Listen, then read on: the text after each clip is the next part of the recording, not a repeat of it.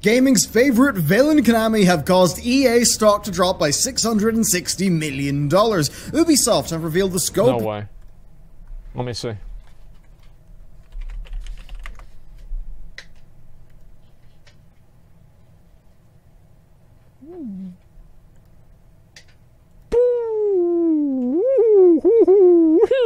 Okay, that's not good. PC gaming. All right. GTA's gambling becomes a reality. Yep. Blizzard may have actually listened to players, shockingly. Ops 4 has got just a little bit more pay to win. Okay. And of course, over in Anthem land, they almost had an update. Okay. Hey everyone, and welcome back to the Roundup, our twice per week gaming news show, now with a little bit of a fresh lick of paint. Let's get into the news. Okay. EA have lost a major draw, and their stock value has immediately felt the hit.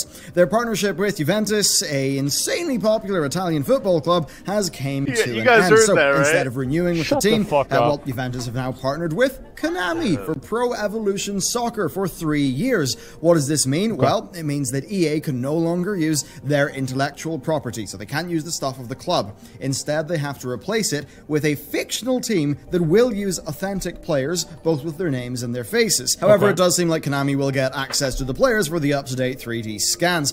Konami seem to finally be striking back against FIFA by trying to give Pro Evo a more solid fan base in Europe, where they've historically lost out because of the lack of official licensing.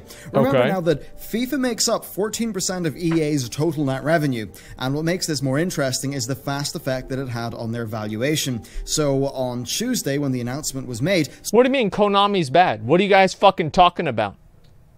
Like, back the last time I heard about Konami is whenever they made awesome games for Super Nintendo. What the fuck happened? Sports You play games. with them balls like it's FIFA. Oh, it's so they're the ones that make FIFA. Metal Gear Solid 5. Was that the turning point? Am I right about that? Kojima, they fought Kojima. Oh, Metal Gear Solid. All right, wow.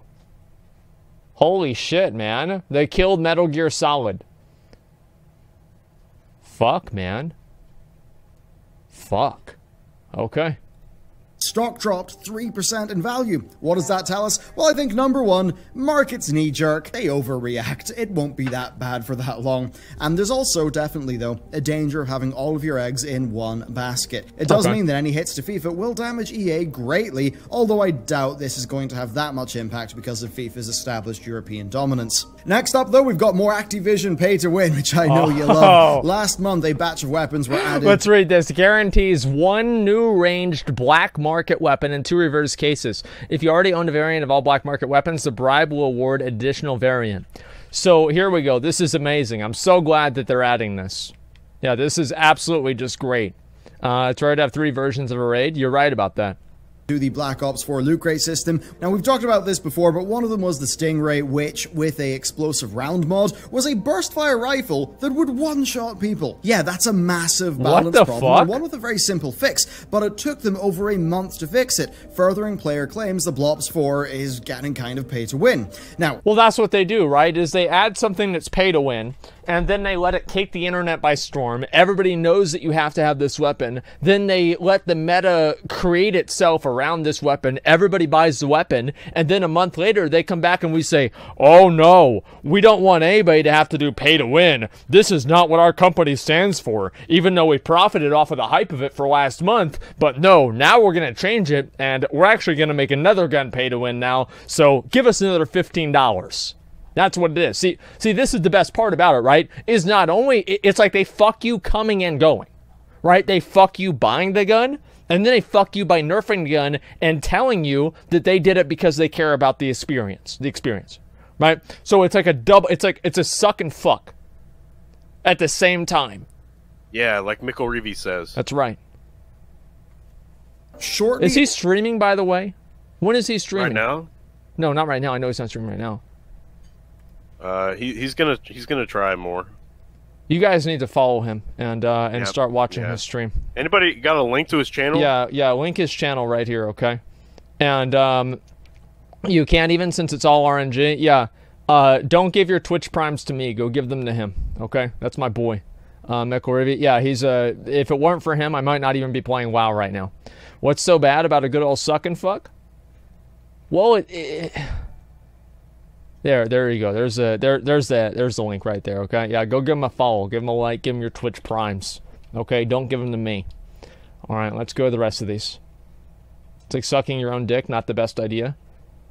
No, it's like paying somebody to suck your own dick and then refunding and charging back the PayPal money for it, right? That's basically how it is.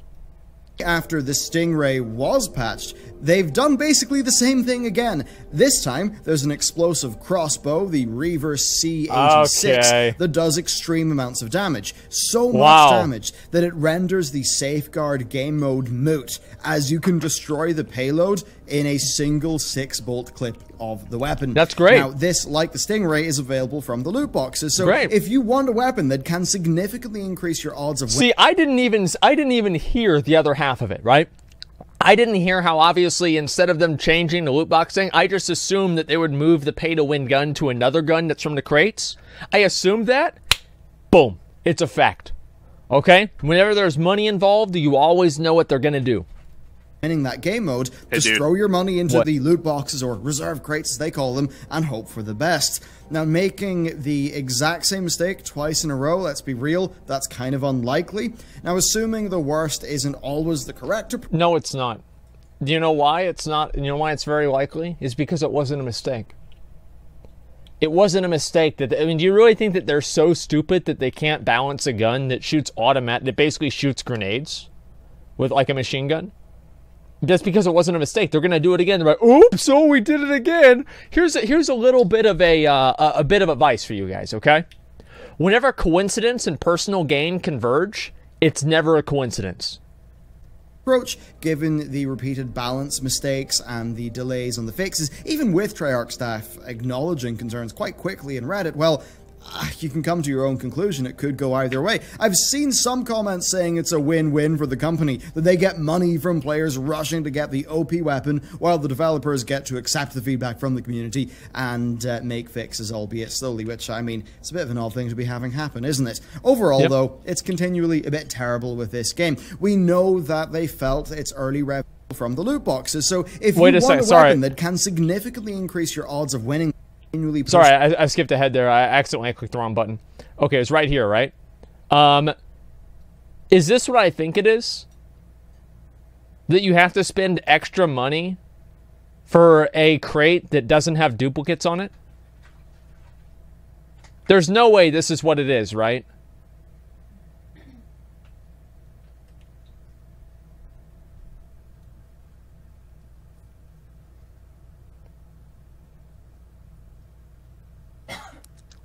Listen, guys.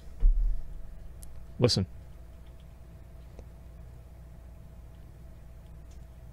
These mechanics are aimed at 14-year-olds that are hopped up on Mountain Dew, Monster Energy drinks, Red Bull, all at the same time, while their mom is sitting there in the other room crying because he's getting held back in 7th grade for the 3rd time. And Adderall. Get my Addies. Gotta get the Addies, bro. Like, these kids are, and his name is Kyle. And he smells like Axe body spray.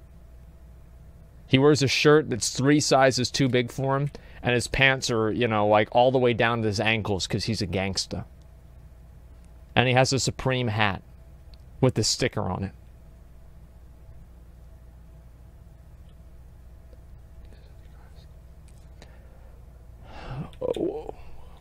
We need to stop these Kyles.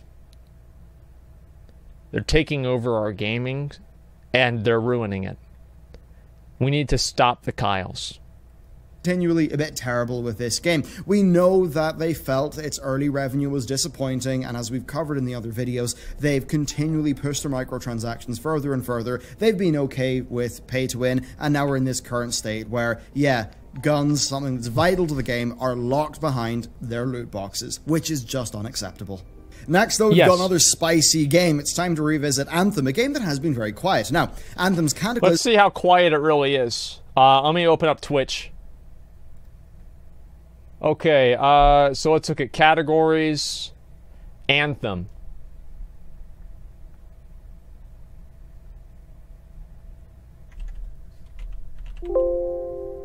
Okay, still can't find it. We'll scroll all the way down, okay, guys? Go all the way down to 200 viewers. Wait, is it really not even here yet? Am I really still not finding Anthem? Okay, 100 viewers. Oh, there it is, 131 viewers. Not bad. Hey. Hey. Hey. How much money did they spend on that game? Couple million. Whew. Up in smoke. Has been in testing since June, but it's shown no signs of actually coming to the live servers. Until just recently. On Monday, a player spotted a timer that was added to the game. Okay. This timer counted down the oncoming storm with a 7-day timer plus a visual teaser of said storm. This got people excited, very excited. Remember, they've heard nothing but whispers. By people excited, it got 12 likes and 2 retweets. So remember what I was saying about news articles showing tweets and getting people excited, etc.? Yeah, there were 12 likes on this tweet. Pretty incredible, right? I mean, like, we look at my tweets. Let's see here. If I look at, like, my my recent going live tweet, Rich asking for Oldawar has more likes than that. Can I get... This has over half as many. This stupid fucking picture right here. It's not good. For like 6 weeks now. And that's quite a long time for a game. It's pretty good considering how many people play the game. Yeah, I mean, it seems like about half the player base liked that tweet. Live service in active development, but sadly their hopes were dashed. According to a BioWare community manager, that change was not supposed to go live until a slightly later date. They apologized for the confusion, but again, it doesn't really inspire that much confidence, does it? While this is a mistake, it's a bit of a sort of cruel mistake for these community members who are excited about the game. They're chomping at the bit for more content. They want it to be better, and it's just not happening. Okay. And I think while staying silent and just taking action rather than placating fans with vague statements, I think that is the direction that BioWare should take.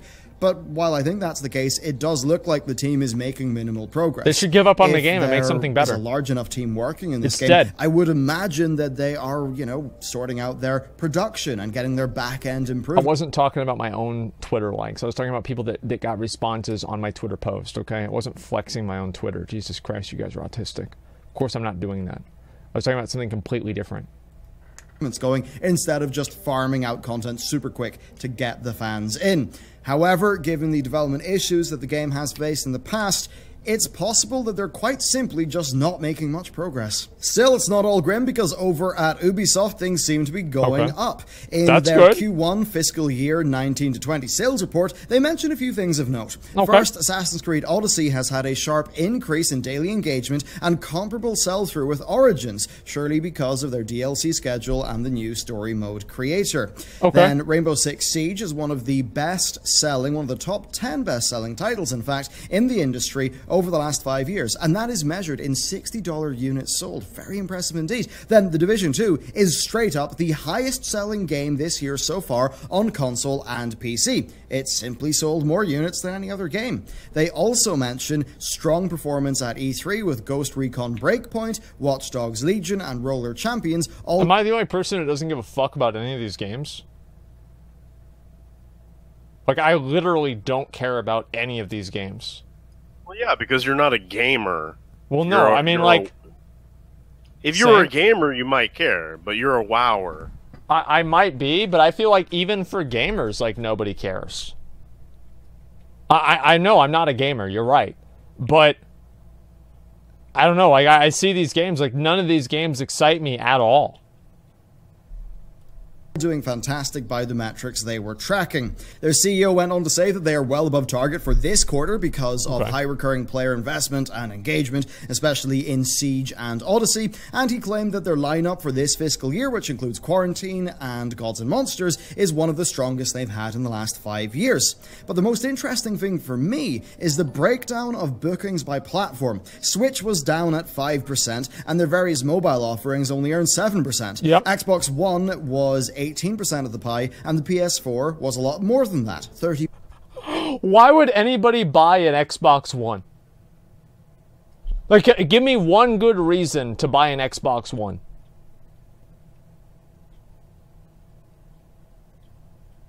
Yeah, good question. Halo? It's not out yet.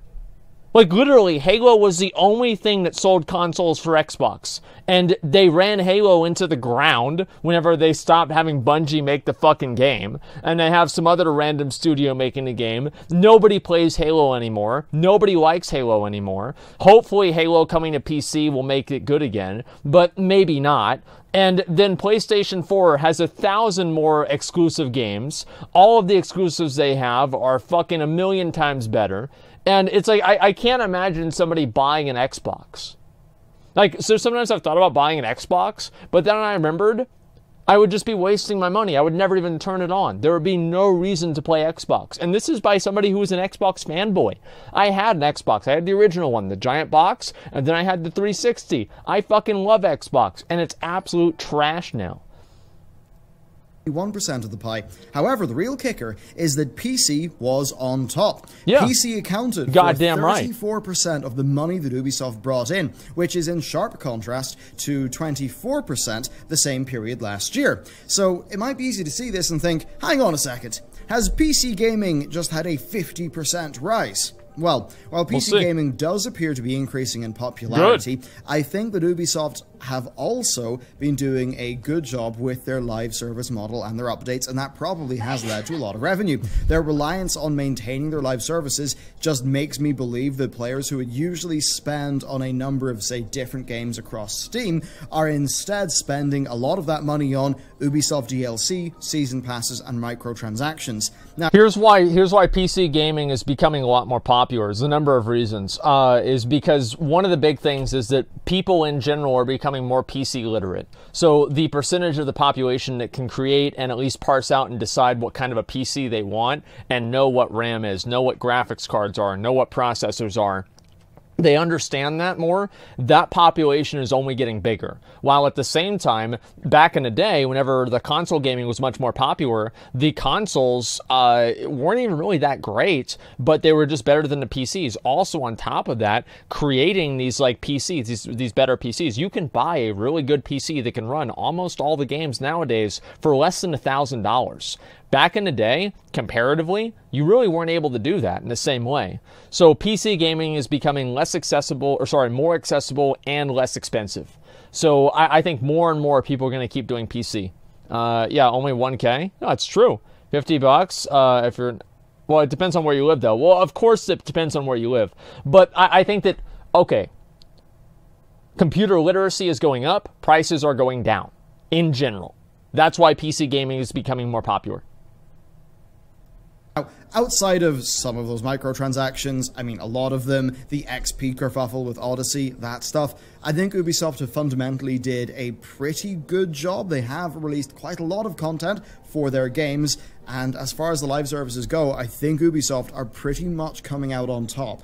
Then Ubisoft are doubling down on PC as well with Uplay Plus, which is their own subscription service. So they've announced a list of games that will be available, and it's over 100 games long. Now this is going to cost $15 a month, but it's going to include all of Ubisoft's new games, including Ghost Recon Breakpoint, Watch Dogs Legion, Rainbow... Am I the only person that's sick of these fucking dumbass goddamn piece of shit annoying fucking services that you have to pay for every goddamn motherfucking month?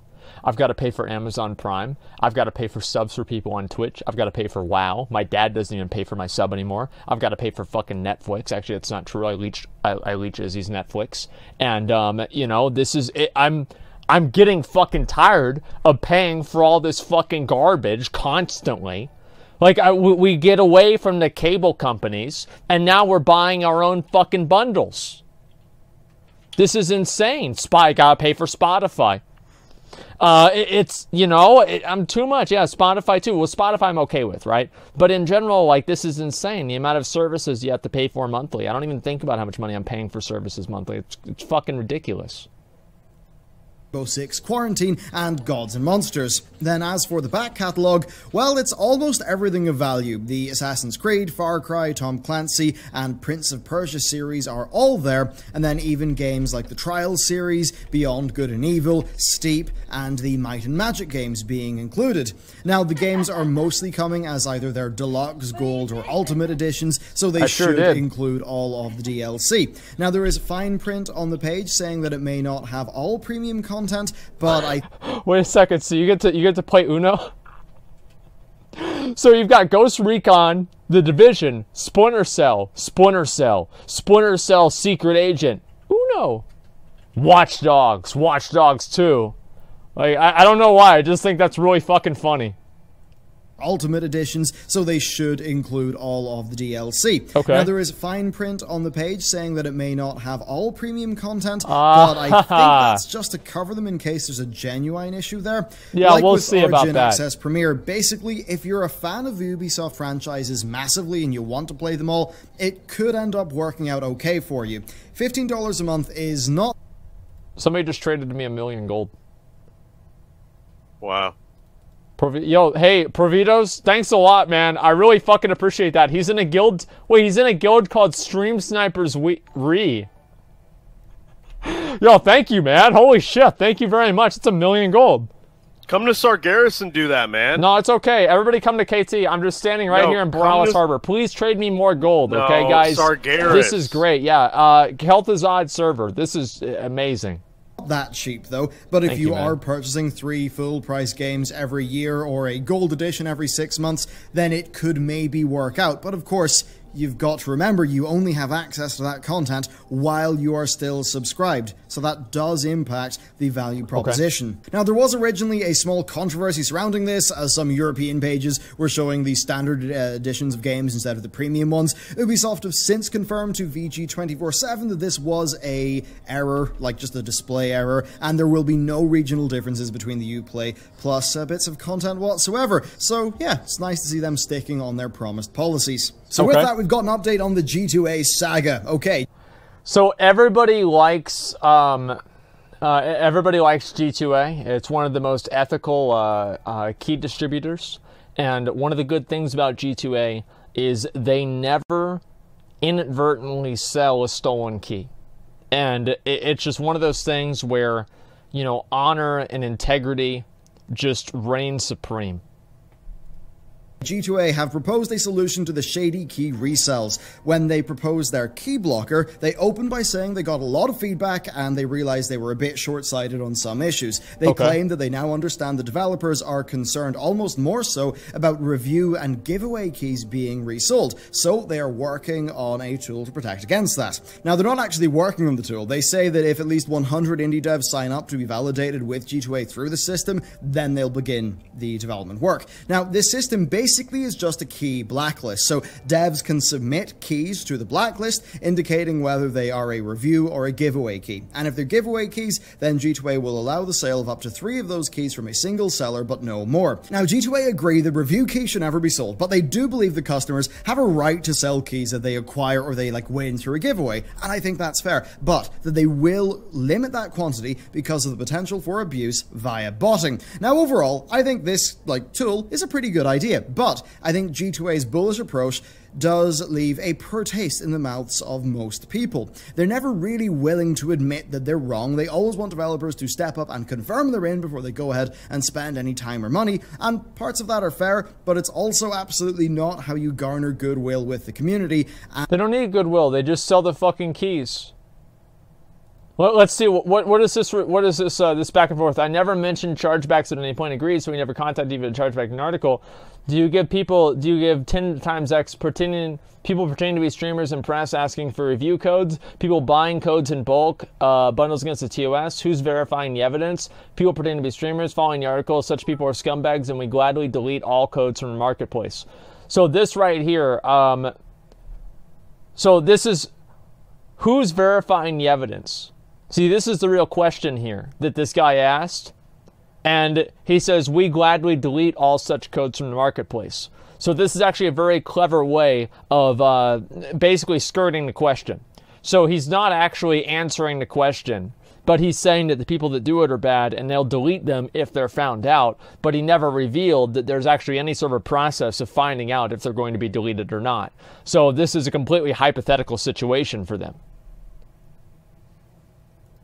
Firm they're in before they go ahead and spend any time or money, and parts of that are fair, but it's also absolutely not how you garner goodwill with the community, and I think that's one thing they're definitely missing. And I suppose on that topic, that's not all. The Factorio developers mentioned G2A in one of their recent blog posts, saying that they had about 300 we keys saw this. purchased fraudulently, and that's cost them about $6,600 with an average chargeback fee of $20 per key. Now remember that G2A did say they would basically pay devs back 10 times what they lose when this happens if it's sold through their platform. So, having heard from users that they had their keys that they purchased through G2A be revoked, they then contacted them about the article, and G2A offered to check the keys. The Factorio dev sent over an email with the list of the keys and asked how many of them were sold in G2A, but they got no reply. G2A have since released an update saying that they and the Factorio devs have together decided on a third party to audit the situation, and they are reaching out to that company now. They also reaffirmed that they will allow all legally obtained items to be sold on their site, and have announced the 17 companies who have signed up for their key blocking service so far. Now, the Factorio developer goes on to say that regional fraud is another issue with the grey market, one that G2A is not addressing, with games being purchased in cheaper regions and resold for more expensive ones. And they also mention market speculation, keys being purchased when a game is cheap, say in early access, only to be sold when a game's RRP increases, such as full launch. And I get the developer's frustration there, but being real with you, I think that's kind of fair. Yes, it's disadvantageous to developers, there's less control there, but this happens in just about every market where consumers can resell goods. And I guess from my perspective, if somebody is entrepreneurial enough to take the risk, then hey, bye. Well, and that's fine, right? If somebody's reselling a key that they bought on sale or something like that, I don't see a problem with that because it was obtained through a completely legitimate means. The reason why people don't like G2A is because basically what they do is they resell keys that were bought with stolen credit cards. You know what I mean? And no, I mean, I don't know. I feel like if you buy it completely legitimately, right? If person A buys it from person B, then I don't think that person A, unless there's restrictions in I guess the nature of buying the thing that you can't resell it, then I don't see the problem with it. It's called a free market. Yeah, it's completely free market. There's nothing bad going on here. I mean, it's like buying things on sale and then reselling them later on whenever the price is high. Are you really going to say that's bad and G2A is bad for doing that? No, it's ridiculous. There's a million other things why people don't like G2A. Now, here's my perspective on this. G2A is never going to go away because people save money on it. Nobody gives a fuck about the devs. They don't care about how much money the devs make. Who cares? They just want to play the games. They're not involved in how this is affecting the gaming industry. They don't care about, oh, wow, this is going to, maybe make the gaming industry bad in 5 years. Oh, somebody's not going to be able to afford this. Nobody gives a fuck about that. They just want the free games. They just want the cheap games. They don't care about anything or anybody else besides that. That's all there is to it. And that's a sad thing to say, but it's a fucking fact. That's why people keep buying Nikes, they keep buying these tennis shoes, they keep buying Apple products, even though there's been plenty of documented evidence that at least in the past, they've used child labor and third world labor that has terrible conditions. People keep buying it because they don't give a fuck. They don't care. At the end of the day, they just want what they want. And that's it. They don't care what it takes to make it. They don't care what it takes or anything. 1,000 gold. Ooh, traded me a Bambi. Thank you. By all means. And with that covered, let's get into the rapid fire section. So, Nintendo have announced that they are updating the base Switch units to have significantly better battery life, something that would address one of the console's larger gripes. We're still waiting on a launch date though, but when that does happen, you'll still need to make sure that you're purchasing one with the correct model number that actually is updated. Then over in Overwatch news, well, they've done something quite large. They've introduced a role queue. Yes, Blizzard seem to be listening to players. How wild. You will get role-based skill ratings and as the mode suggests, it will result in players getting more reasonable team comps. Yes, a little bit of freedom there is gone, but fundamentally, those roles are very defined in the game. 3-3, I think most people can agree, is a very bad meta for the game. So this does go a long way to helping both Overwatch's meta by giving it reasonable design bounds and just making the default play experience a lot better by locking in roles. I mean, it seems to have worked for LoL, seems like it will work here. The game has a long way to go, but it is good progress. And then next up, over in Los Santos, Rockstar are opening up their casino. There's not much to say yet, bar being quite funny, given the game's deep monetization, and of course your ability to purchase in-game currency via shark cards. So because of this, one does have to wonder how bad it will look for Rockstar, and I suppose the gaming industry, if players can turn their real money into in-game money and then literally gamble it all away in the slots. That sounds awesome. Kind of funny. But finally, we've got a bit of good news. Capcom have revealed that Monster Hunter World has sold 13 million units. And there's not much to say bar this. That's a massive achievement, and thankfully it shows you can still do well by releasing a quality game at a reasonable price, and I think that's what we all want. So there you go, that is it for today's episode of The Roundup. Be sure to subscribe and ring that bell. Ringing the bell is actually super important for us over in YouTube. I hope you enjoyed a little bit of this being spruced up. We try to add in some more titles, make the show a little bit more snappier, and you'll find more in the description and the time code. So hope you enjoyed that. Thank you very much for supporting this channel. Thank you very much to all the patrons who support this channel as well. And with that, I will see you next time. Alright, you know what? I would say this is a good video. I like the video a lot. It made a lot of sense. I really don't need these pets, man. I already have all of these. Just trade me the gold. I don't want any of the pets.